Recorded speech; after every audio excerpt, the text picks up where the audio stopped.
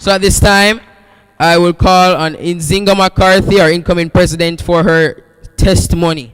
So please welcome Inzingah. Good night, everybody. I'm Inzingah McCarthy. I'm 15 years old and I'm a student of the St. Hugh's High School. Honestly, tonight I came prepared with a speech to present, a speech that I had written. At the time, it was coming from my heart, I can say natural experiences. But instead tonight, I plan to just speak from my mind to let the true feelings and emotion flow. Okay, it is spectacular to see something like this happening in Jamaica, because I remember when I just started this program, when I was at the Almontown Primary School. I was in the 5th grade, and my music teacher at the time, Mr. Dean, he came to me and a couple other students at the school at the time and said that there is a past teacher from this school who has a program for kids where kids get to be broadcasters and journalists and so on. And so young, I was so excited and I was eager and I was ready and I was raring to go, because I have always been involved in community activities growing up in Almontown. My name is Almontown, and overall I tried and I did my best being a student at Almontown Primary School, and I became the head girl at Almontown Primary School by the time I was in the 6th grade. But when I heard the news that someone had reached out to the school and that they were interested in having some kids join on board, the program was fresh. I think it was just 2 years in. They told us that we'll get the opportunity to go to the pen relays. And at that time, I have never traveled before. So you can imagine how that feels. And they're telling me that I have the opportunity to travel overseas. Has always been a dream of mine. I was just 11 years old, right?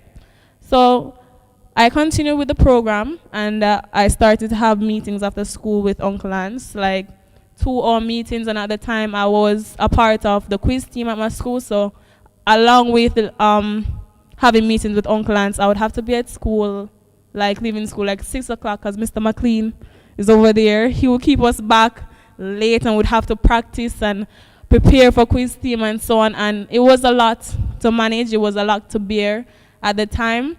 But I was able to pull through, thank God. Yes, I was able to pull through. Fast forward, meeting Uncle Lance. He had come to Jamaica after having several meetings over Skype. We kept in contact, having meetings after school. When I went home, meeting Uncle Lance for the first time when I was in the 6th grade, he came, this big man with this bright smile on his face, like he had never seen children before.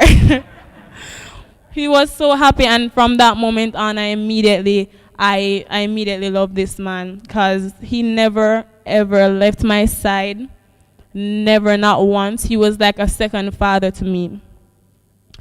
We went to the pen relays. First time I was 11 years old. First time traveling. I didn't have my family. I was just there with a couple friends from my primary school. They brought us to this big stadium. We were so small. Everything was above us.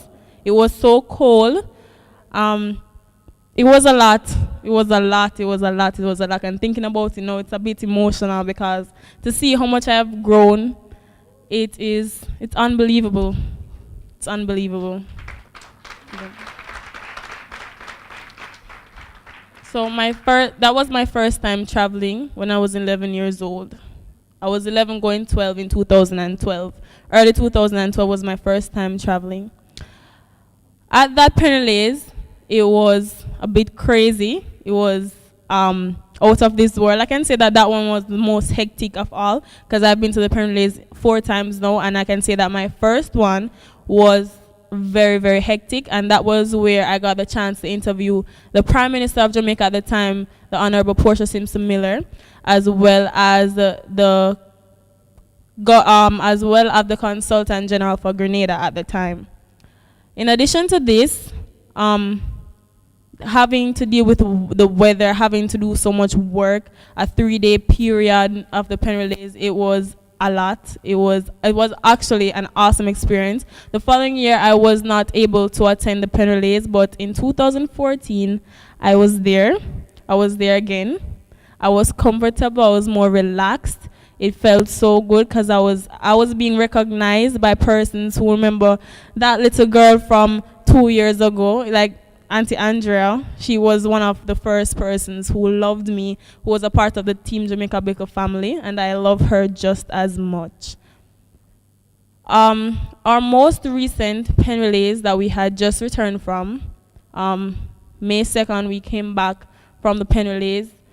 It was, I don't have any words. Right? I'm speechless. I'm out of words to see how much this program, this organization has grown. When we went to the pen relays the first year, they were saying that kids, they were not allowed to go in the stadium.